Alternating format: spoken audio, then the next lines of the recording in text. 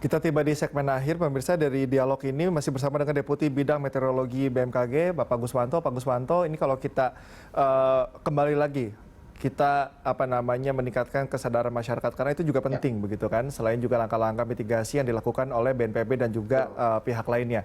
Nah, beberapa masyarakat yang mungkin tinggal di tempat yang biasa terjadi bencana, kita tahu bahwa di tempat-tempat yang terbiasa erupsi misalnya seperti di Merapi, mereka kenal yang namanya tanda alam begitu.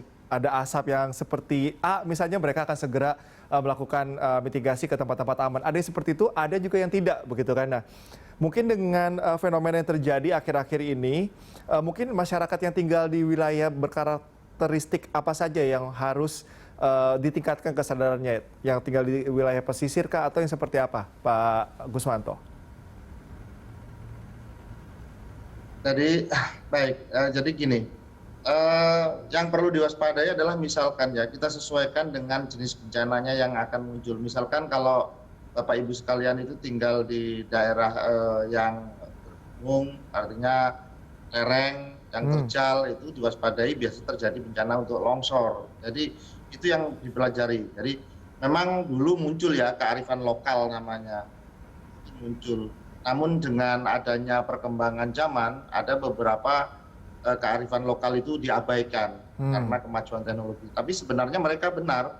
Nah, contoh untuk yang daerah rawan bencana hidrometeorologi itu adalah di daerah yang berlereng terjal, kemudian dia land use-nya berkurang atau tutupan lahannya tidak ada, itu juga harus waspadai.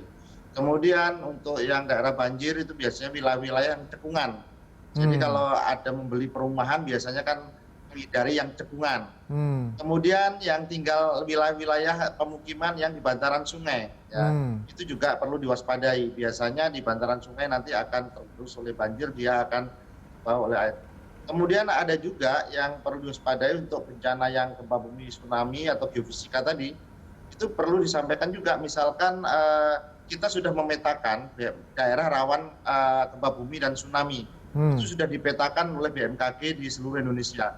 Artinya, maka perlu diwujudkan semacam sinergi pentahelik ya dengan masyarakat, pemerintah. Misalkan dibuatkan peraturannya tentang bagaimana mereka harus membuat bangunan di daerah-daerah rawan tersebut. Itu yang utama. Jadi kalau sudah ada peraturannya, maka masyarakat akan bisa memahami tentang itu. Kemudian yang kedua, misalkan bencana-bencana yang lain, yang misalkan hidrometeorologi tadi kita lihat, jangan sampai kita misalkan untuk banjir bandang ya, ataupun banjir itu biasanya di daerah yang cekungan itu dihindari, kita tidak stay di daerah itu. Namun bagaimana kalau memang adanya di daerah tersebut, artinya ya kita harus melipat gandakan atau inovasi, misalkan seperti abrasi sungai, maka abrasi pantai maksud saya. Jadi kita harus membuat tanggul-tanggul penahan gelombang.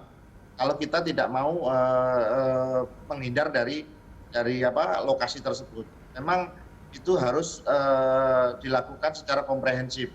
Kita yang menghindari daerah rawan tersebut, atau kita meningkatkan kemampuan inovasi kita supaya bisa bertahan di daerah tersebut.